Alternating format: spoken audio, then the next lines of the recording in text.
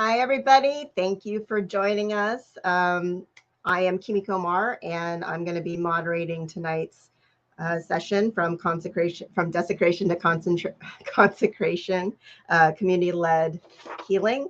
I just want to give a little bit of a background in case anyone is tuning in and doesn't really know the story of James Wakasa and what happened with his monument. So James Wakasa was a bachelor in his 60s, and he was incarcerated at Topaz. He was walking near the fence one day in 1943, and one of the guards shot and killed him. And the Issei of the camp, some group of Issei, wanted to build a monument on the site of where he had been murdered. And once they did that, they were told by the camp administration that they needed to destroy it. And so up until 2 years ago, we thought it was destroyed. It ended up being found by Jeff Burton and Mary Farrell, wonderful archaeologists who used a map that Nancy Ukai had found in the National Archives and took their measuring instruments, went out to the desert and found this slab in the ground. And so once that was made public, the museum decided to dig up the stone to remove it, and did not notify or invite any Japanese Americans to be there. So there was no ceremony at the time. There was nobody there to honor Mr. Wakasa. And so that caused a great deal of pain for many Topaz survivors and descendants, some of whom we're going to talk to later. But I just wanted to give you a little background before we show Murder in the High Desert, which is the world premiere tonight of Emiko Omori's film. It was shot in Utah, in Topaz, last fall, November 30th and December 1st, during a National Park Service assessment that was requested by the museum to take a look, just physically take a look at the site and the monument as it currently is. And I also just want to say that the emotions and the words that are used in this video are a raw emotion expression of grief, anger, helplessness, and hopefully a little bit of healing from these descendants and survivors of Topaz. So I just want to make sure that people understand that it was important to get out these emotions to be able to start to heal from that. And also they had a nice ceremony that included both Oshoko with a Buddhist minister, and there was a paper cross there because Mr. Wakasa was actually Christian, made with paper flowers, and the paper flowers and the cross were made by two descendants. Well, one survivor and one descendant of Topaz. So it was very meaningful for the people that were there, and I'm hoping for you all as well. So I'm going to go ahead and I'm going to show Murder in the High Desert, and then after, it's about 15 minutes, after that plays, then we're going to have a short discussion with some people who were out there, and we'll have a time at the end for some question and answer. If you have any questions for any of the panelists, I hope that you will ask, because I think all of us, including myself, are willing to answer any questions that you have. So, okay, I hope you enjoy.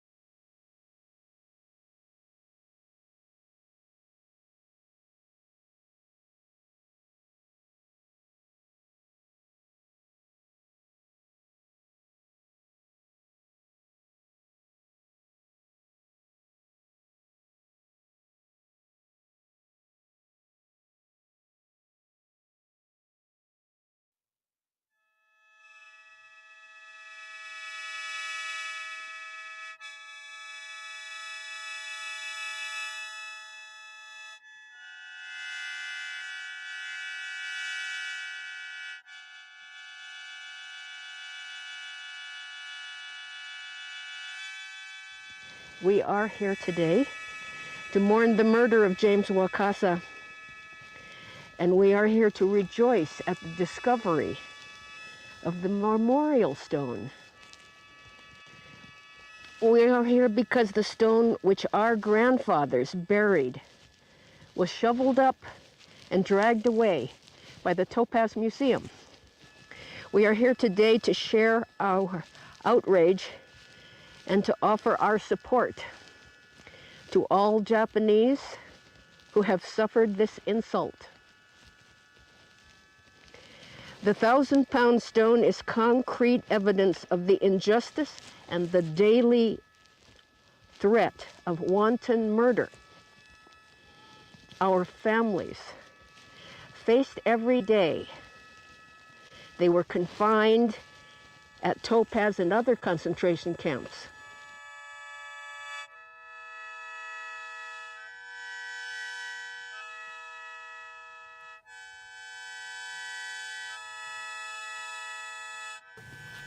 Reverend Jerry Hirano. Good morning, everyone. We'll begin with sutra chanting, and then for those who would like, please come around to this side for oshoko, or incense burning. Namandavats.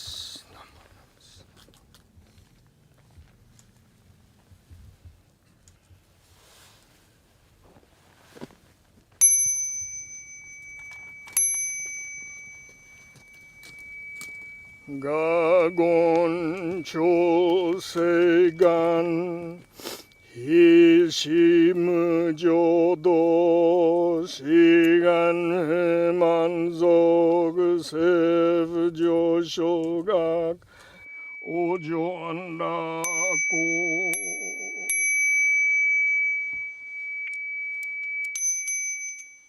Namandavats.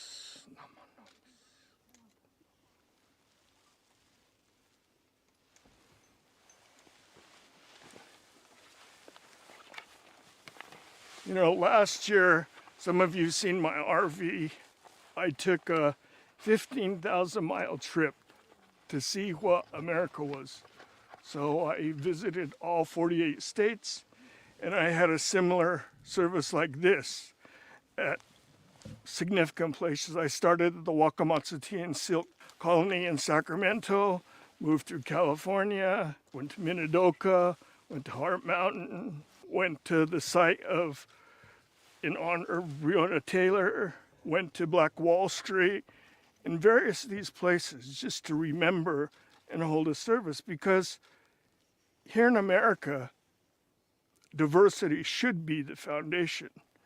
But oftentimes, as Topaz here is an example of, it just doesn't happen. I know that Mr. Wakasa was a Christian, but I hope that this small religious service encompasses all of us, Buddhist, Christian, atheist, to try to come together in what America should be and could be like. So thank you all for joining us this morning. You may come forward, shoko, and then offer a flower before the cross there.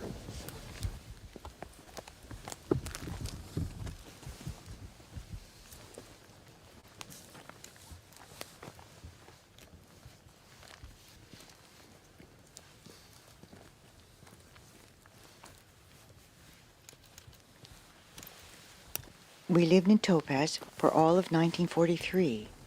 I was then 9 years old.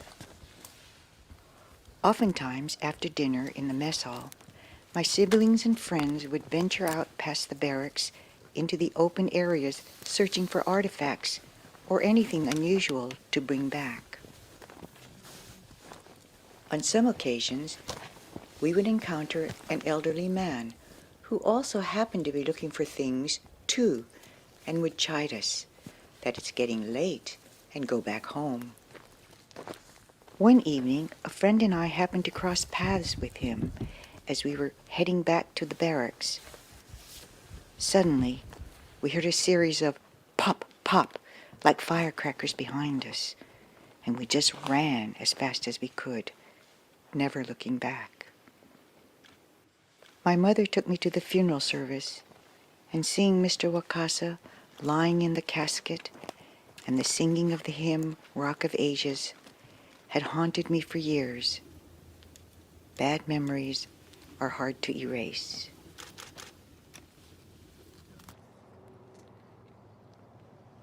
How do you remember a friend? How do you grieve a murder? How do you express pain and outrage over the cold-blooded killing of an innocent man who was shot through the heart while walking his dog? That's what this stone represents. Outrage, grief, courage, and a sacred message from our ancestors to us. Never forget James Wakasa. Never forget the danger and humiliation that we lived under the guard towers of Topaz. That's why the builders chose a giant memorial stone. It's said to measure 57 inches and weigh some 1,000 pounds. Did you know that Wakasa was an optimist about the United States, arriving here when he was 23 years old, a fresh graduate from Keio University, and that he kept a portrait of Abraham Lincoln in his barrack? He was not an old, deaf man trying to escape. That was the lie spread by our government to justify his killing. Most newspaper headlines said, "Jap killed trying to escape." One Pennsylvania newspaper may have gotten closer to the truth. Its headline was, "Target Practice." After Wakasa's friends erected the monument in violation of a quote-unquote agreement not to, near where he died on his back bleeding into the ground, camp authorities and the U.S. War Department ordered it destroyed. But our defiant Issei builders didn't destroy it, they buried it. And they left a small part of it showing so that future generations, so that we could find it. It's a miracle, and we're so grateful to the archaeologists who did that. We are outraged that, in the words of Karen Korematsu, our sacred ground was violently assaulted and the monument shoveled out and hauled here on a pallet by a local worker who was pulled off his job cleaning garbage from another part of the camp to drag the stone out of its resting place. And that's why we traveled 800 miles from California today in the footsteps of our parents and grandparents. We'd like to know more about this stone. We know that even though the museum was advised by 3 archaeologists that it was working with to keep it in the ground, that it was removed. No archaeologists were present to survey the landscape and record the conditions of a crime scene whose exact location had not been known for 78 years. Professionals were denied the ability to look for traces of writing, to analyze the orientation of the stone while it was still in the ground, to look for artifacts. Important information was lost forever. And Japanese Americans, whose history this museum is dedicated to preserve, were not told about this historic event until after it was over. So this stone represents not only the most sacred object ever found at Topaz, but historians are calling this memorial the most significant historical artifact of all the U.S. World War II concentration camps. That makes the Wakasa Monument a national monument, a symbol of racial violence, justice denied, and the literal burying of history. The memorial stone was mounted on a cement base and erected as a memorial to him. Thousands attended his funeral. When the government heard about it, they commanded that the stone be destroyed. But the stalwart inmates buried it instead, right here. One of them drew a diagram of the burial site, and almost 80 years later, the map was discovered by Nancy Ukai while doing research in Washington, D.C. Nancy published her story on an online site where 2 archaeologists read it, saw the map, and decided to look for it. drove on their own time to Topaz here, and following the diagram, discovered what they thought to be the tip of a stone peeking out from the desert floor. This desert floor. They photographed and made a 5-part article about it with photos, and here we are today. We thank you all for being here with us.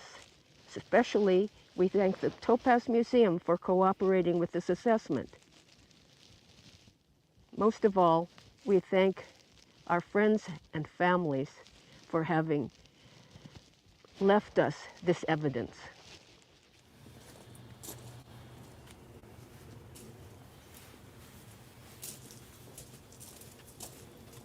We will now hear Mark Izu again playing the show as we attach paper flowers to the fence.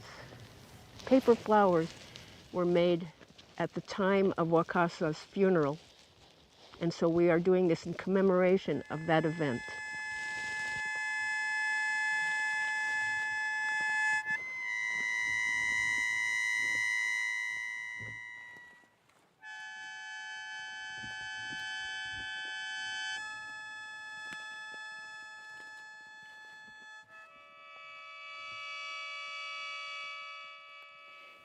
It was shortly after Mr. Wakasa was shot that incarcerees started to see the Hinotama, fireball, a luminous white ball 200 to 300 feet in the air in what appeared to be the general direction of where Mr. Wakasa had died. Small crowds would gather to watch this small ball of white light dance and bounce eerily across the desert for several minutes. It happened long ago, but Kiyoshi remembers it so clearly because it sent chills up his spine. The Hinotama came out for several evenings after sunset. Then it stopped. Some of the neighbors wondered if the fireball might have been a reflection of his tamashi, spirit. Could it have been the spirit of Mr. Wakasa's lamenting and powerless cry of injustice?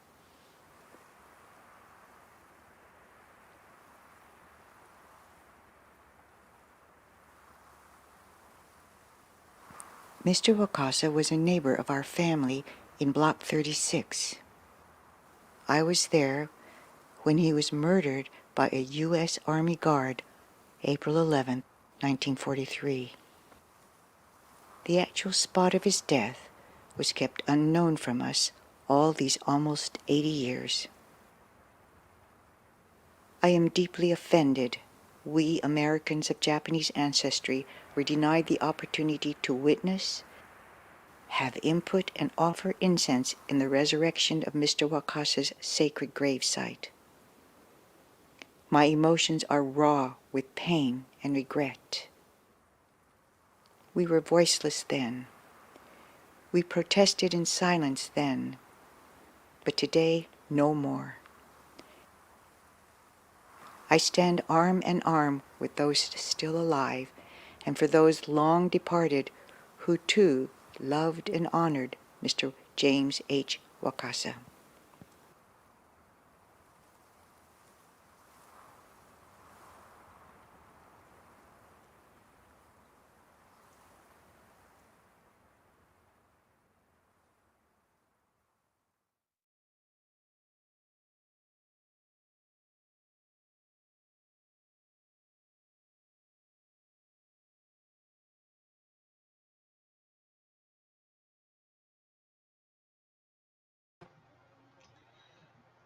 So that was Murder in the High Desert. And now I am going to introduce our panelists. I'm going to bring them all up on screen here.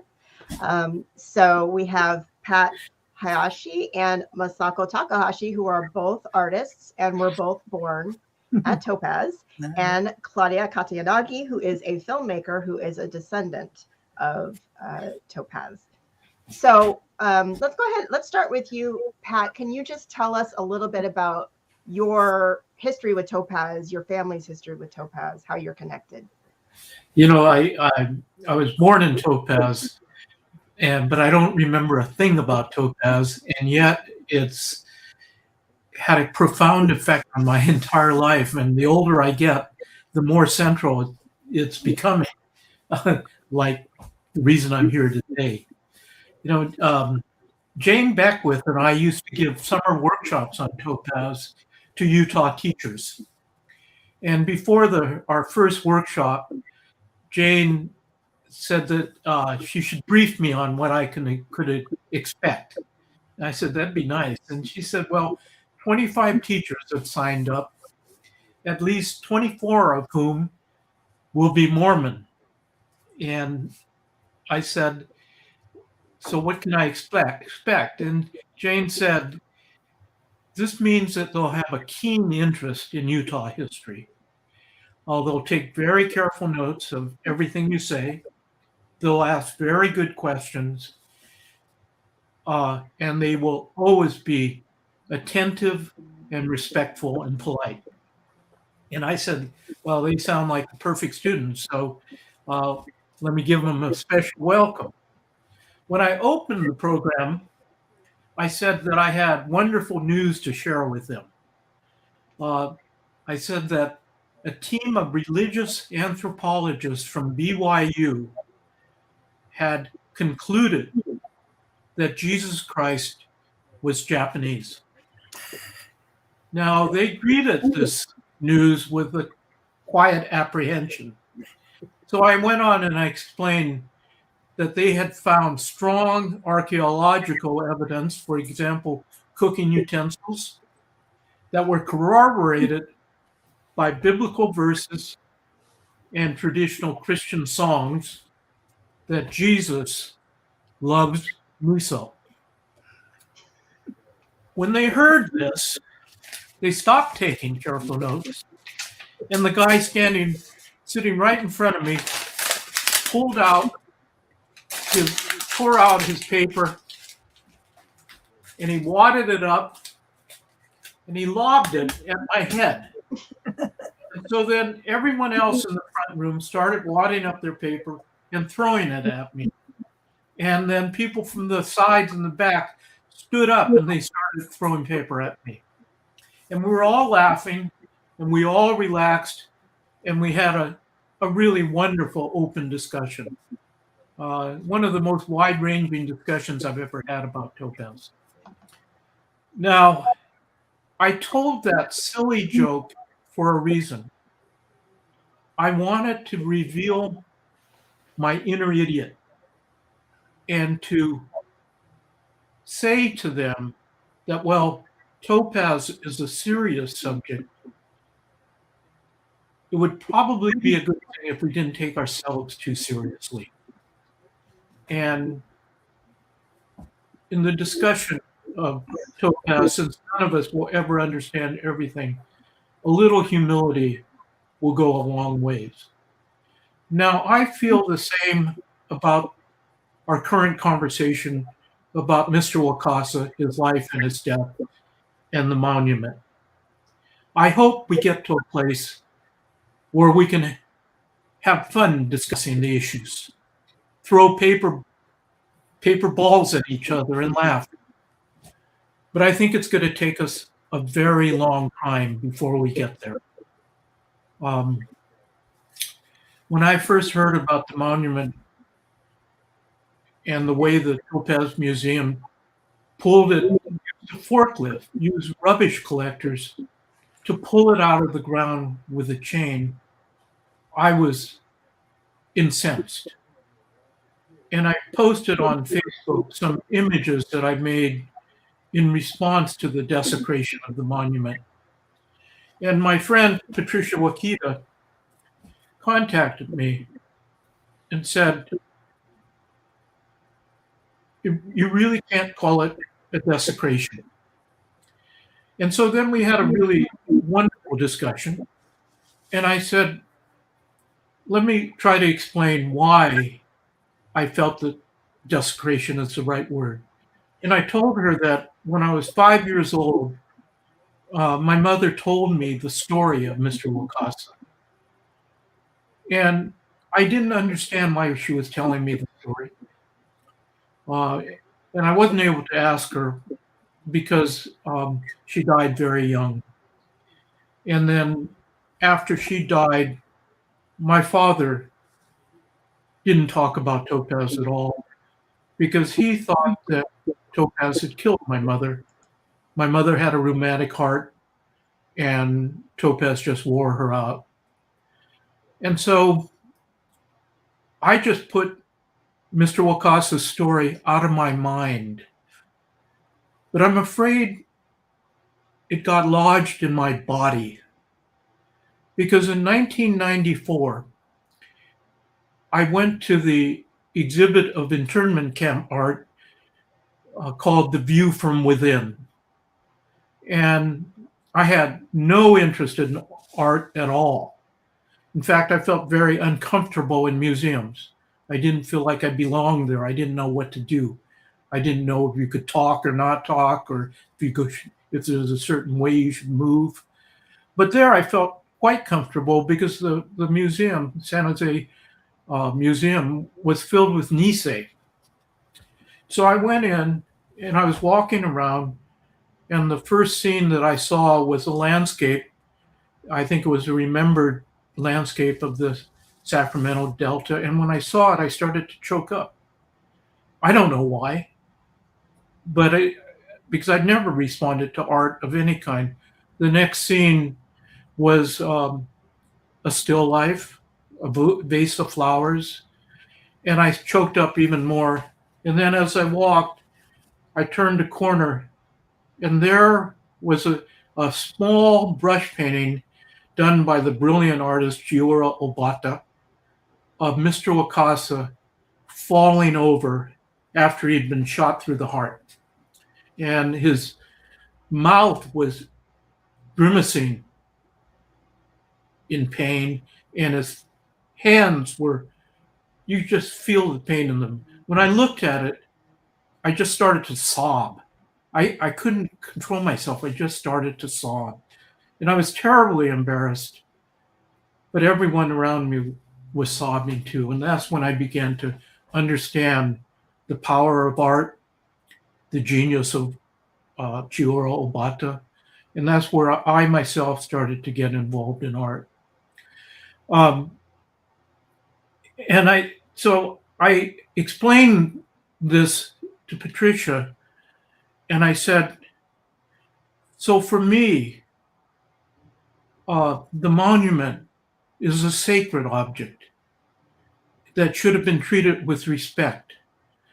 And the way it was handled so roughly and so disrespectfully, to me, amounted to a desecration. And it will take me a long time to come to terms with it.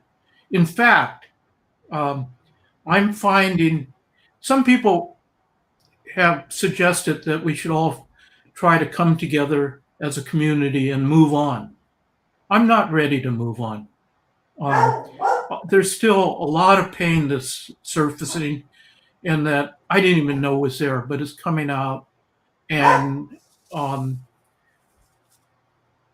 frankly, I just want to be alone with the pain for a while and to talk to people about it and to see what it means.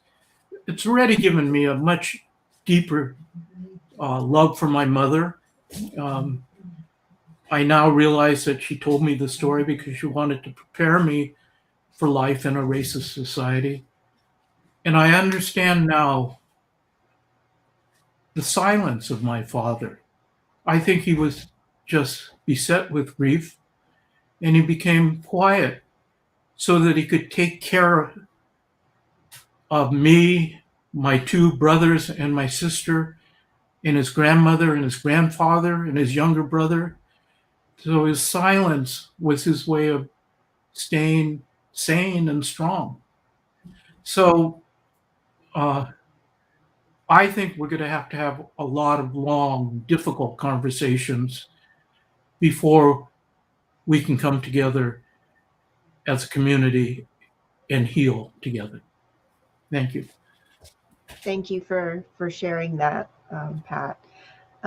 So let's go to Masako next. So Masako, would you like to share with us your connection and your family's connection to Topaz? Hi, can you hear me? Mhm. Okay, I was born in Topaz. My brother was born there. My mother and father were incarcerated there. My aunt, my mother's sister was there. My uncle, the man my aunt married and who was conscripted into the 442nd out of Topaz, and my grandfather and grandmother on my mother's side were all in Topaz. And the Takahashi Foundation is the one that we offered to fund. I think it was in the film, but I want to repeat it because I want to be clear that we offered to fund a ceremonious excavation with archaeologists that could be videoed and shared with the entire community historically. I mean, into the future, and that was refused in favor of the trash removal people who had already been planned to dig it up and drag it away. And so when I got the email from Jane Beckwith, the director of the Topaz Museum, that she had had them haul it away that morning and only 2 pieces fell off, I felt like a slap in the face.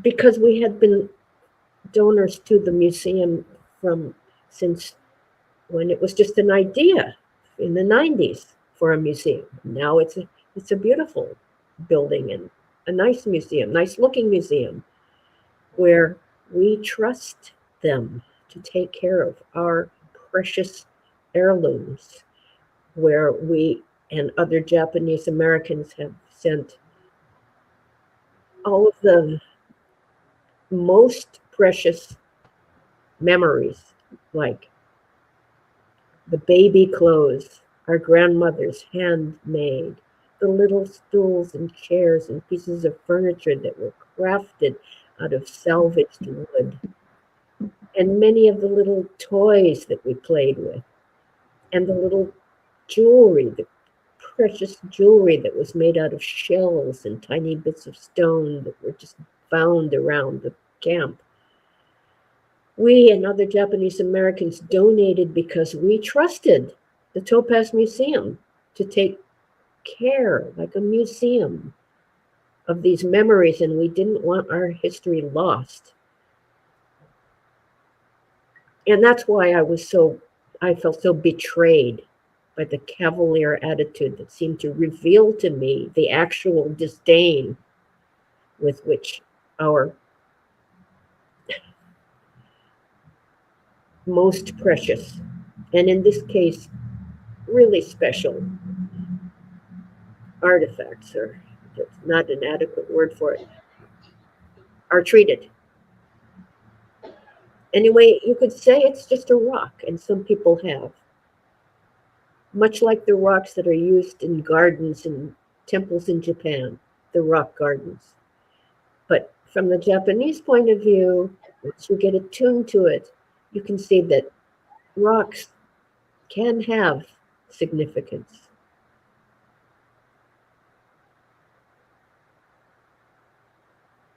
In the case of the Wakasa stone, the momentous feat of erecting the 1,000-pound, 5-foot rock on a cement base in that desert was an act of courage, of resistance, and reverence. I think there may be a lot of people in the audience who just want us to not be upset, to just, well, it's been done, why make such a fuss? But I reverberate within from my now triggered anguish for the treatment of my parents and my fellow Japanese Americans. Words keep welling up, feelings keep welling up. It's hard to express. I think I'm not as articulate as Patrick.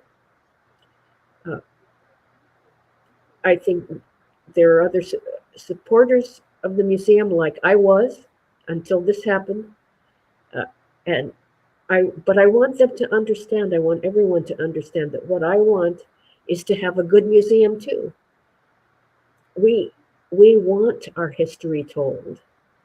We do not want our country to repeat this kind of mistake again. It was not just a relocation, it was an injustice. So I, sorry for taking so long, but nowadays it might seem exaggerated to say that this man was killed just out walking his dog for no reason, but in fact, nowadays in 2022 in San Francisco, where I am, it is again a violent place to be if you are just walking down the street being Asian. And I feel for people of all colors in this country right now who are walking down the street not being white. It's a very tense period, and I think it's no wonder that this subject is of such broad interest right now. And I think the Topaz Museum itself, by the way, I think they're run by a very well-meaning group. They're retired volunteers. And I hope that there's some sort of succession plan.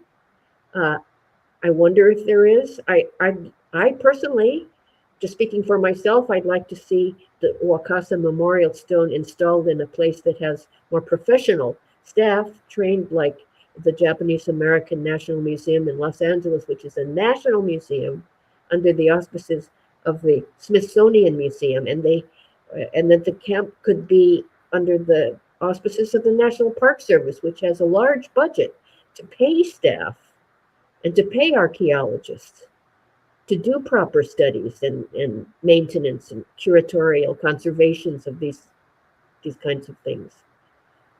In fact, I hope that anybody watching this tonight and has ideas or thoughts or comments will do so at the wakasamemorial.org site.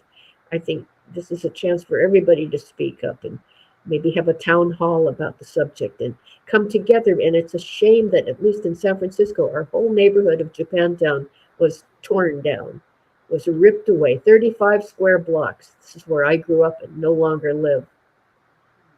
When in those days, if we still had a Japantown, we'd all be talking about this every day, I'm sure. We'd be coming to some kind of closure and harmony, which we badly need.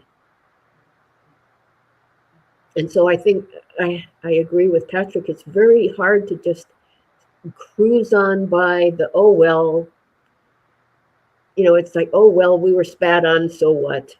I don't think it's so what. Anyway. Thank you for sharing, Masako. Okay, Claudia. Claudia is a Yonsei like myself and a descendant. And Claudia, do you want to tell us about your connection to Topaz? Well, as a descendant, my parents were all at Topaz. And, I've been to Topaz before on a pilgrimage. I have, I've walked the site. And it's when I heard people say when you've been on a pilgrimage, it's transformative. It changes your life.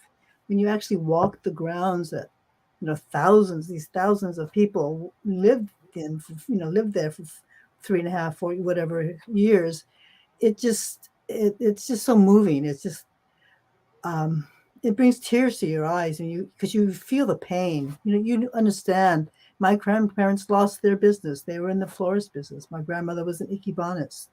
And, to realize that they were just dumped here on this piece of, godforsaken land, this dry desert, this dry caked earth that you see behind these pictures. Yes, that was there. And you go, oh my God, but I went there in December as to film this process of the consecration.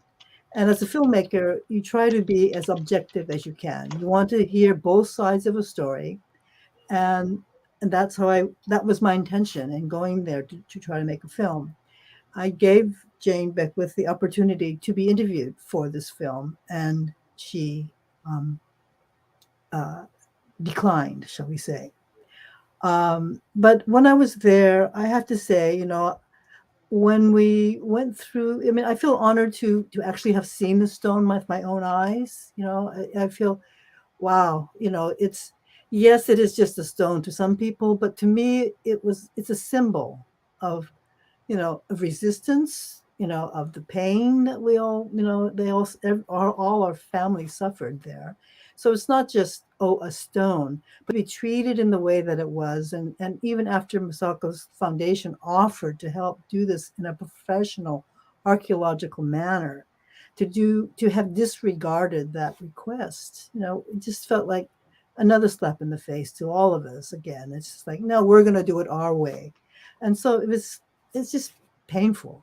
And as we were doing the Buddhist, the Oshako, the incense, my grandfather helped found a Buddhist church in Berkeley, and all those memories, always come to mind when I realize that those Buddhist ceremonies have meaning. It just affects you. And then putting the flowers on the fence, even though I was wearing my mixer and my boom, I somehow put a flower on the fence. And again, as my grandparents had a florist business, the flowers just brought tears to my eyes. That they were denied. I mean, you couldn't even grow flowers out in that desert. But then the resilience of the Japanese American community is you make paper flowers.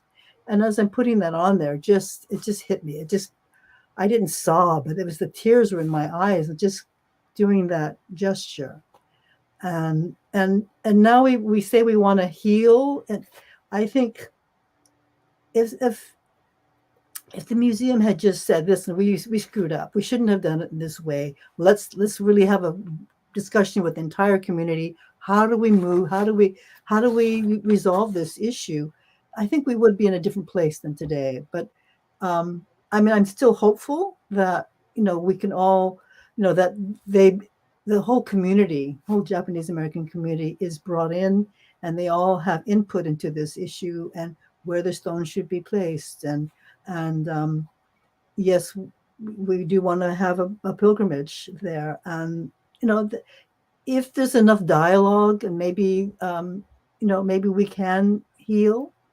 But at the moment, I don't, I personally, the pain is covered up by the anger, but I still feel incredible pain. And I'd like to not have this pain, and maybe by, the communication that can happen, and, working together, I think we'll heal a lot of the community. So that's my hope. Thank you. Thank you, Claudia. So I want to ask, Pat wasn't able to go out to Utah. I also did not go. I was worried about bringing COVID back to my parents, so I chose to not go. But Masako and Claudia, I know, Claudia, you spoke a little bit about the flowers and the incense. But for Masako, you and Claudia, did you feel any healing being there with other Japanese Americans at the actual site? Was that, obviously it was incredibly sad, and it brought up some sad memories of your family, but after it was over, did you feel better? Well, actually, as I was walking across the site, a reporter from NPR asked me, well, how does it feel? Just kind of what you just said. How does it feel to be out here? And that's when because I don't really I live alone. I don't have the opportunity to really talk to a lot of people. And with COVID, less than ever. And it was for her asking me that question. It sounds like an obvious one, but I realized how deeply I felt betrayed. That this was a place and people I had trusted to care all these years, decades now, that I thought really cared. And now I realized very abruptly that that wasn't so. What about you, Claudia? Do you have anything that you want to add? Well, yeah, I mean, in terms of whenever you have these feelings of pain and they're expressed, I mean, yes, I guess you release some of it, and I didn't realize how painful I felt because of the anger. I mean, I was so incensed about what happened, and I know that pain is covered up by the anger, and I just didn't realize how much was there, how much pain was there, and yes, I'm hoping for healing, not just for me, but for the community. I mean, if I felt that much pain, just being there and seeing the stone and realize what had happened, anybody who really cares, it could have been my grandfather who was shot. He could have been walking on the grounds and he could have been shot and killed for just walking.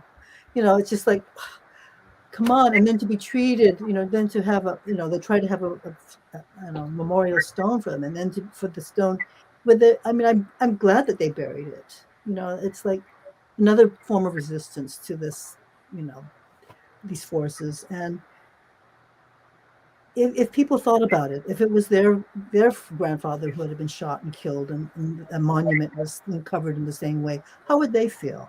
They wouldn't feel it as just a stone. So to me, it's the symbol of the stone is got national recognition. I mean, it's has national importance because of the desecration that's happened on so many other communities, out in this country, and now the communities are trying to reclaim, that which belongs to each of us, whether Native Americans or Black, and we all. This is a discussion that we should, all of these sites should be treated with a great deal of respect, and I feel that perhaps this discussions can be moved not just in our own community, but to the larger country as a whole. So I agree. And then Pat, since you weren't able to go, I'm curious how you felt watching Emiko's film, watching the ceremony. I found it deeply moving.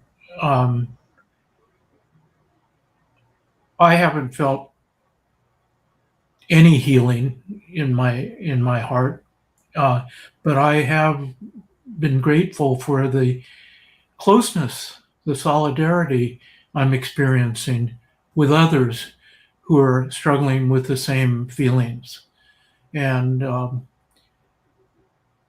it's not just solidarity, it's actually the beginning of deep friendships. And I appreciate that very, very much. I also am deeply appreciative of non-Nikkei allies that I'm learning about. And I have now read Jeff Burton and Mary Farrell's Discover Nikkei article, 5 articles, 3 times, very, very closely. And each time I read them, I get something more out of them. But what I get most of all is that their journey to Topaz, when Jeff was recovering from surgery and chemotherapy, and their careful tracking down of the monument and discovery of the monument, and then the beautiful way they wrote it up.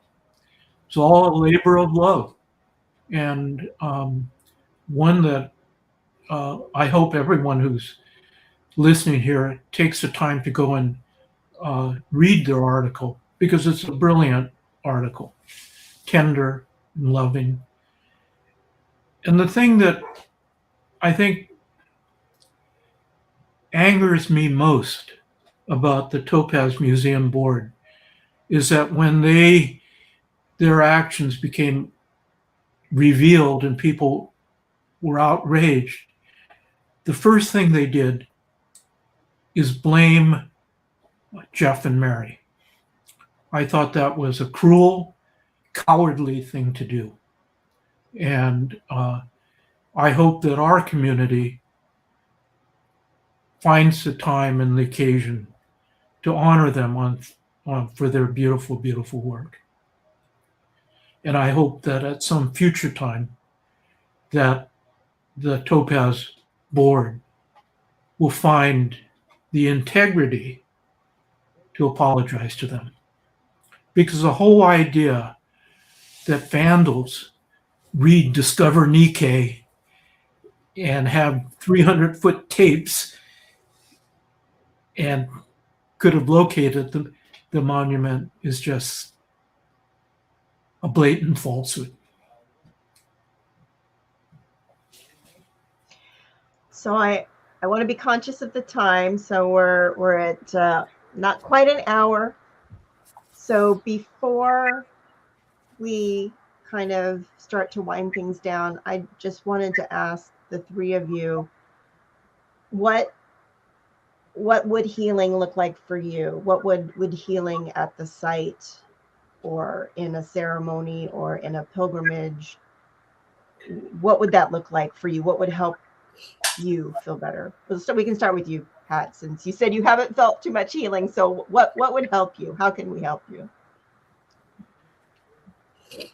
You know, I've been reading about archaeology, and I understand that the Zunis have been very successful in getting looted war gods repatriated, and these are wooden totems, and it drives the museum curators crazy because when the Zuni get the gods back, they put it in a building that's locked and secure, but it has no roof. And so it's the war gods are subjected to the elements, and they deteriorate as they're supposed to because they're still have a living spirit. And I hope that I would love to have the opportunity to touch the monument. For me, it's an incredibly beautiful, beautiful stone. I know it's rough and common, but that's part of the beauty for me. You know, my family was rough and common, still is. And I hope that we can all be there. I oftentimes go by Fred Korematsu's headstone. He and his wife are buried up in Sunset Cemetery, Mountain View Cemetery. And people put rocks on the stone and American flags and leave little mementos, little paper flowers and cranes. And I would love it if Mr. Wakasa's monument were located in a place where people could put rocks, they could write letters, and gather around and sing Rock of Ages, you know, as they sang at his funeral. And for me, that would make it a Rock of Ages. So Masako or Claudia, what about for you? Well, the committee, the Wakasa Memorial Committee has had its first meeting with the Topaz Board, and they discussed the National Park Service assessment, which was what the film was documenting. That assessment has been released last week, and they did itemize the damage done to the site and to the stone itself, and itemized the hazardous condition in which is currently stored in the driveway there behind the museum, and listed how it could be stored without so much danger to it. And so the museum has said that they are willing to go along with the suggestions of the Park Service on how to store it properly. And we're hoping that the Wakasa Memorial Committee will be collaborating with them on that right away. And I think this is my strong urging, and my very strong feeling is that the stone should be donated to the Japanese American National Museum in Los Angeles, where it could be seen and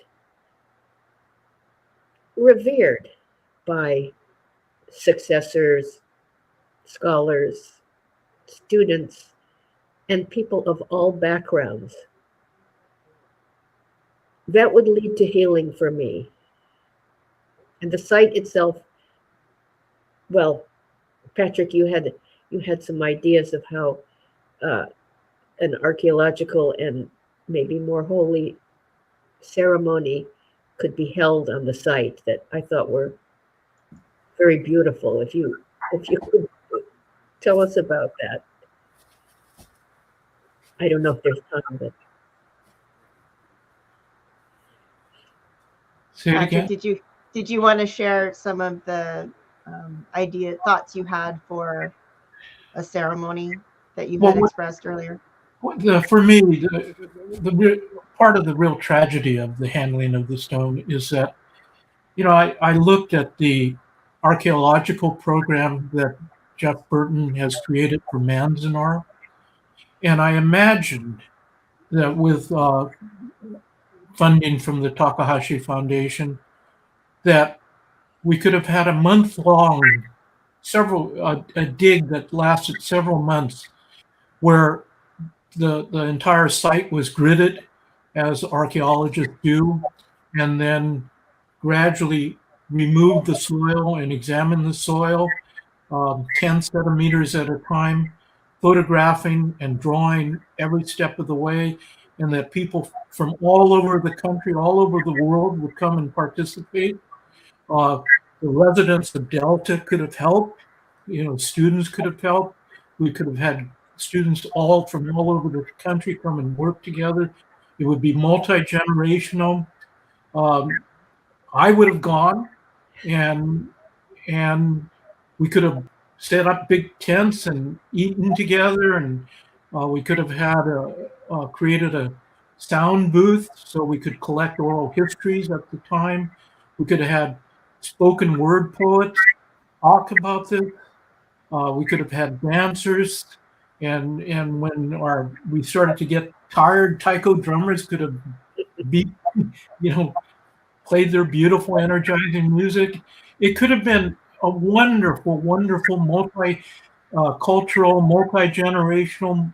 We would have invited our Black friends and our Native American friends, Hispanic friends, to tell us about how they protect their heritage and ask them to help us protect ours.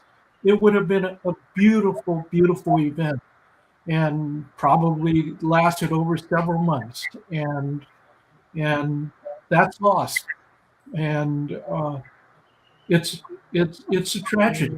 It's not like, we see that program at Manzanar, and we could have had a much more expansive program, and developed by Jeff Burton and Mary Farrell.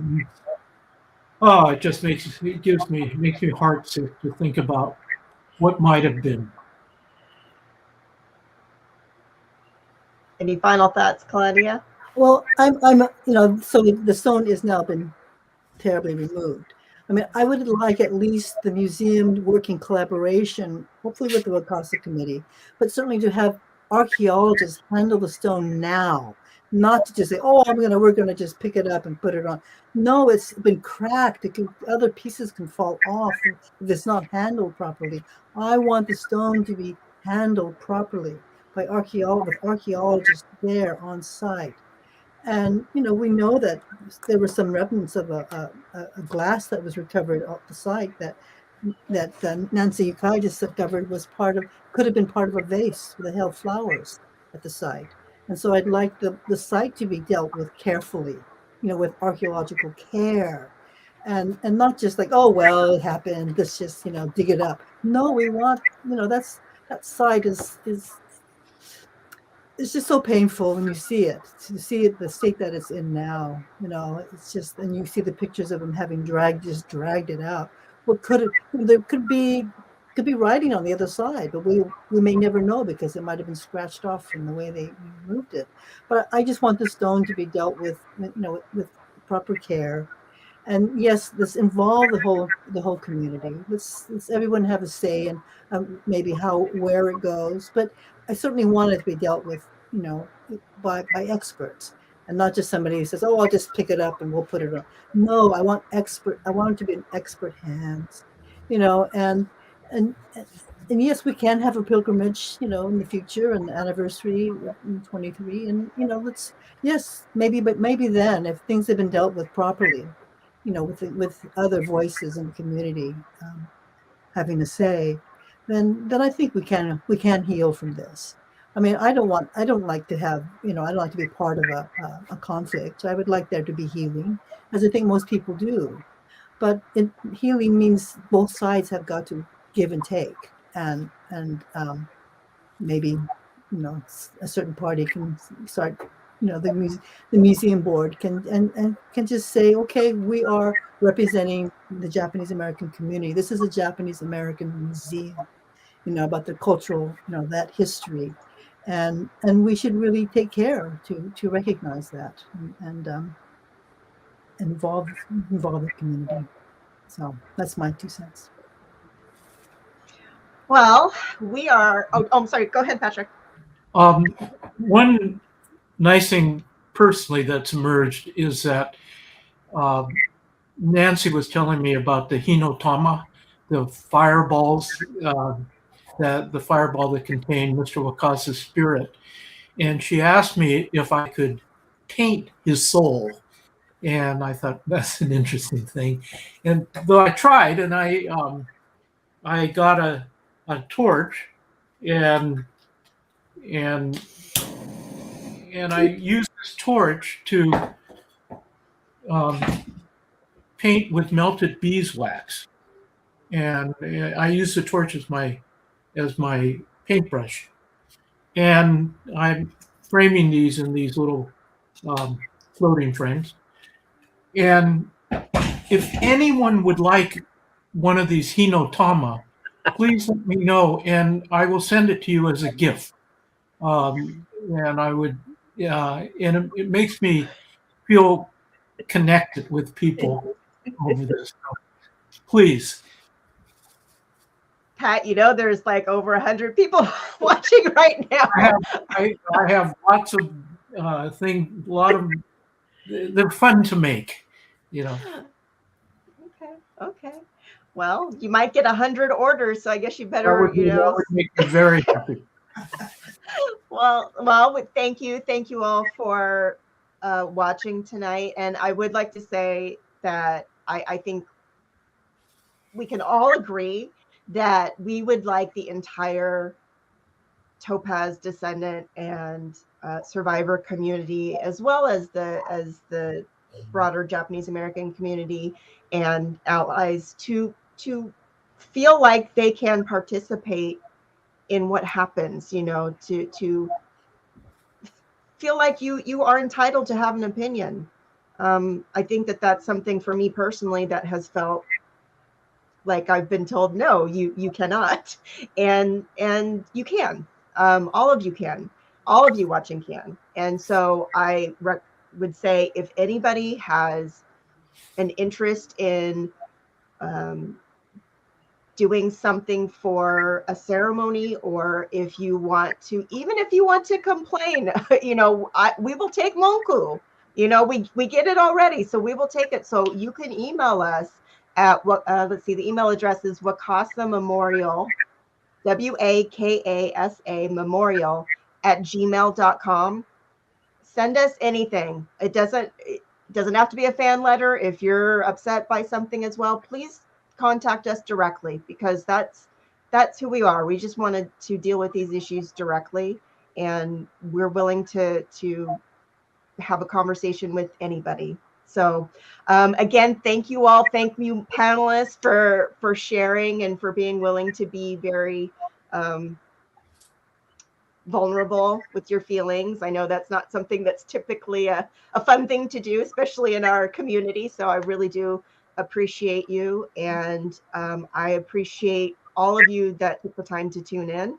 And as we all know, 2 days from now is the Day of Remembrance. So I hope that everybody is planning on watching tons of programming or going to see lots of films or going to events this weekend.